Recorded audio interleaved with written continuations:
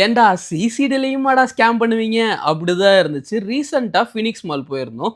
So அங்க சிசிடில ஒரு latte and then வந்து பார்த்தீங்கன்னா, சாண்ட்விச்சும் ஆர்டர் பண்ணியிருந்தோம். ஸோ ஆர்டர் பண்ணும்போதே நமக்கு தெரியும் இது எவ்வளோ அமௌண்ட் வரும் அப்படின்னு சொல்லிட்டு. பட் பில் வந்தோனே செம்ம ஷாக் ஆயிருச்சு. பிகாஸ் நாங்க ஆர்டர் பண்ண வேல்யூ வந்து பார்த்தீங்கன்னா, ₹550 தான் இருக்கும்னு நெனச்சோம். பட் பில்ல பார்த்து செம்ம ஷாக் ஆயிருச்சு. ₹660 வந்தது. இந்த பில்லே நாங்க கேட்டதுக்கு அப்புறம் தான் புரொவைட் பண்ணாங்க. வேணா நீங்க பாஸ் பண்ணி கூட பாருங்க. அதுல ஆட் ஆன்னு இவங்க இஷ்டத்துக்கு ஏகப்பட்டத ஆட் பண்ணி வச்சிருந்தாங்க. நான் புடிச்சு போய் கத்தி விட்டுட்டேன். அவங்களும் என்னென்னமோ சொல்லி மழுப்பி பார்த்தாங்க. இல்ல நீங்க பண்ணது தப்பு அப்டினோனே, அவங்க பண்ணது தப்புன்னு அவங்களுக்கே தெரிஞ்சு அமௌண்ட் ரீஃபண்ட் பண்றேன்னாங்க. எனக்கு இப்பவே கேஷ் வேணும்னு சொல்லிட்டு ₹120 கலெக்ட் பண்ணிட்டு தான் வந்தேன். இது எந்த அளவுக்கு ஃபேர்ன்னு தெரியல. ஸோ சிசிடி இத வந்துட்டு கண்டிப்பா கவனிக்கணும்னு நான் சொல்லிக்கிறேன். ஏன்னா வந்துட்டு இவ்ளோ பெரிய ஒரு பிராண்ட் வேல்யூ இருக்கிற கடையிலேயே இப்படி ஒரு ஸ்கேம் பண்றது வந்துட்டு ஏத்துக்கவே முடியாது. நீங்களும் எந்த பொருள் வாங்குனா அந்த பில்ல செக் பண்ணிக்கங்க.